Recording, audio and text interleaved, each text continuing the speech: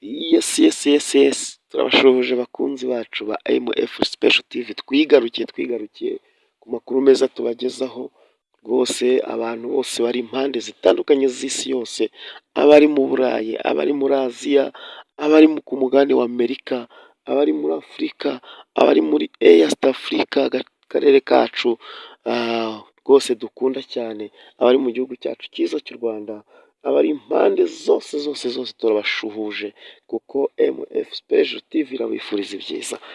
Twongeye kugaruka rero tuje kubagezaho amakuru atandukanye kandi yo akomoka ku migabane yose aba agezweho.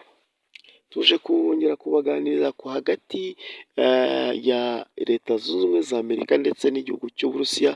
Murabizi ko ni ibihugu bikomeye mu isi, ni ibihugu bikize, ni ibihugu binini, ni ibihugu bifite abahanga, ni ibihugu bifite igisirikare gikomeye, ni ibihugu bivuga rikijyana, ni ibihugu bifite tekinoloji igezweho. Ariko kandi uyu munsi ntabwo aricyo tuje kubabwira, tuje kubabwira aho nanone bageranye baterana amagambo mu buryo bukomeye cyane, ndetse ku buryo hari n'ikikango cy'uko bashobora no kuba batana mu mitwe, nubwo iki atari ikintu cyoroshye kuba bafata icyemezo cyo kurwana, ariko aho bigeze bitewe n'ukuntu bamaze igihe kinini basa nk'aho batunganije intoki mu jisho, ubona ko bahorana babwirana amagambo y'iterabwoba, ndetse no mu busesenguzi bukorwa bigaragara ko hari aho bajya bahurira mu rugamba, ariko mu buryo buri indiregite, mu buryo butaziguye, kuko bivuga ko nko muri Ukraine hari ukuntu bagiye batana mu mitwe, ariko mu buryo butagaragara kandi mu buryo buteruye. Ariko kandi ku basesenguzi ni ibintu bigaragara yuko kuko niba intwaro za Amerika zijya kurwana muri Ukraine ntago zigenda zonyine, hari abagenda baziherekeje bagomba no kuzikoresha. Birumvikana ko rero ibi n'ibihugu bimaze igihe bihangana mu buryo bw'ubukungu, none bigeze no gushaka guhangana mu buryo bw'igisirikari, mu buryo bw'imbaraga, bwo kumva n'imbaraga. Rero biti bimeze gute? Murazi umugabo uwo bita Vladimir Putin yasimbuye wahoze ari perezida wayoboye manda imwe witwa Dmitry Medvedev. Uyu ni umugabo ubu tuvugana ari muri guverinoma n'ubundi, ariko akaba yarigeze kuba perezida w'igihugu cya Russia.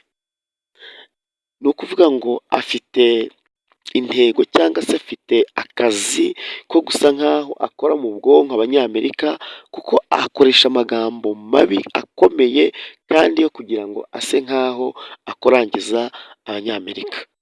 Ni umugabo ukoresha amagambo yo gutukana, cyane cyane yagiye akoresha amagambo by'umwihariko kuri perezida wa Ukraine Vladimir Zelensky.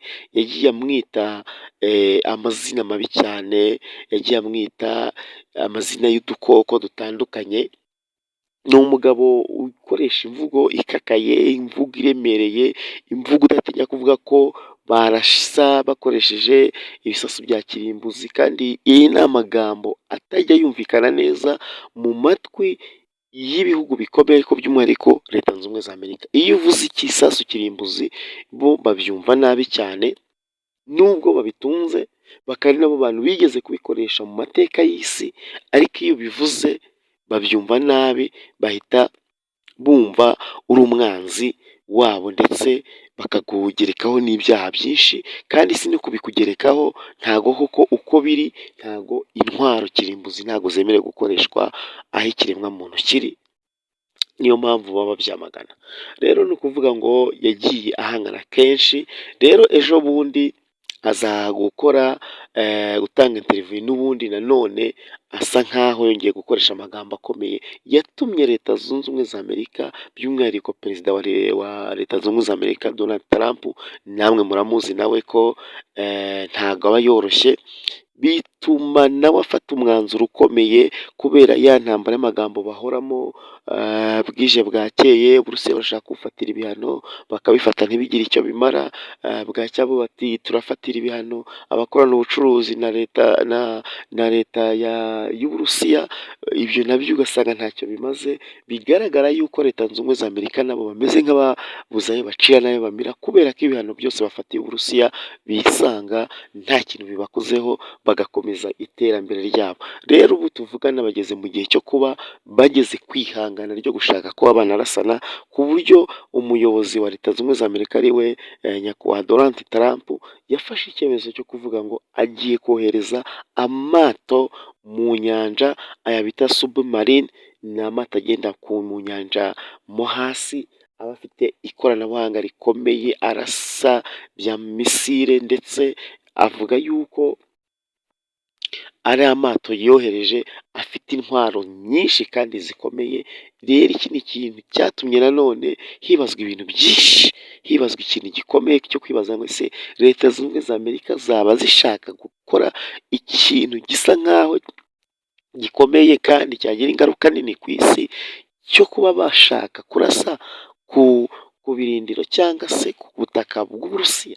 Ni ikintu kiri kwibazwa kuko we nawe ni umuntu nk'uko tumumenyereye, haba muri manda yabanje niwe muntu wagiye uvuga kenshi avuga ko agiye gutera, muribuka avuga ngo agiye gutera Koreya, muribuka yagiye akora ibintu byinshi bitandukanye, kandi ku ruhande rumwe byagiye bituma Amerika isa nk'aho icika amazi, kuko yagiye afata ibyemezo rimwe na rimwe ntibishyirwe mu bikorwa ariko yabisohoye mu kanwa ke.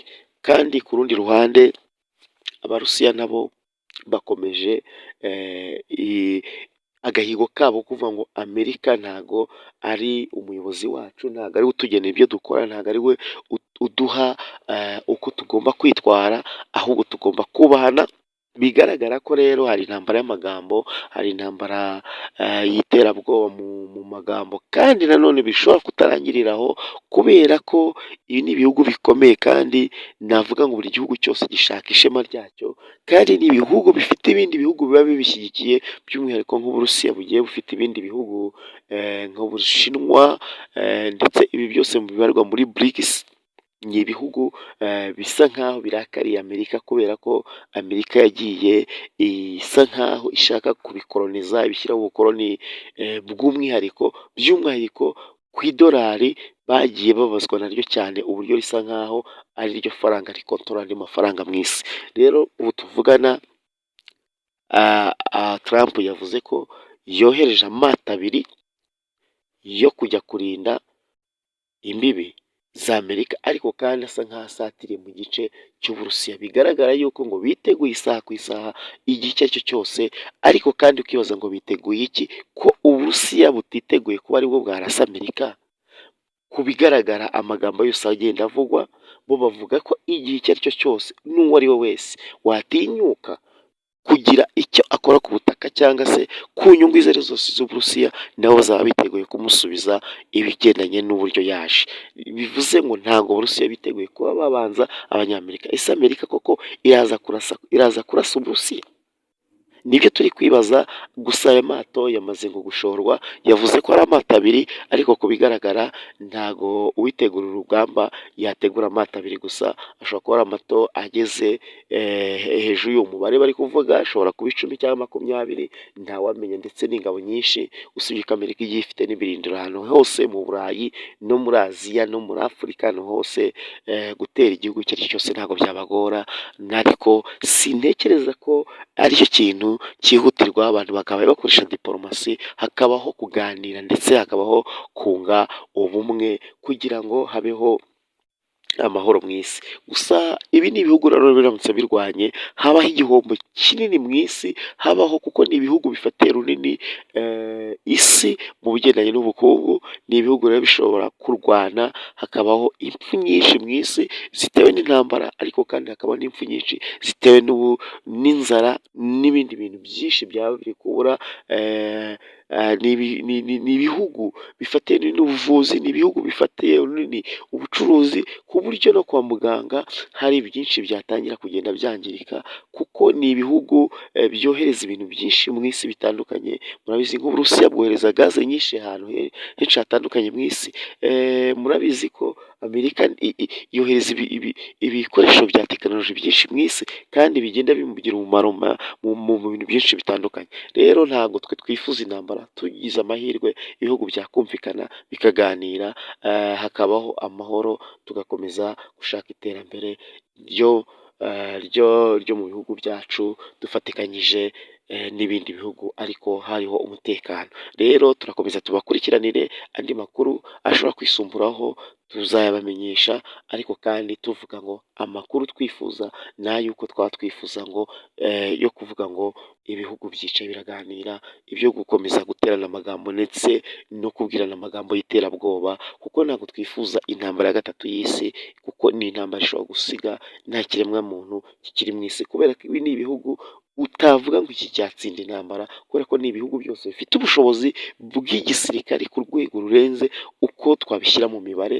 Ni ibihugu bishobora kurasanaho igihe icyo ari cyo cyose gishoboka, ugasanga ntabwo bavuga ngo ibikoresho byabashiranye, kubera ko ni ibihugu bifite ubushobozi, bufite inganda kandi bifite n'ibisasu bya kirimbuzi. Ntabwo rero twifuza ko habaho ibyo bibazo by'intambara, ahubwo turifuza amahoro kandi ibihugu twifuza ko byahuza ahubwo bigafatanya mu kugira ngo bikomeze gufasha n'ibindi bihugu bikiri mu nzira y'amajyambere. Turagaruka rero mu kanya, Imana ikomeze kubarinda, mukorere sabusikarayibu, mukomeze kudushyigikira kandi mukore na sheya, mushyireho na komenti, kandi ibyo mwifuza ko twajya tubaganira mujye mubitubwira. Turabasaba rero kugira ngo mukomeze kugenda mubana natwe uko bwije n'uko bukeye. Imana y'amahoro nikomeze kubarinda, rugira akomeze kuba mu byanyu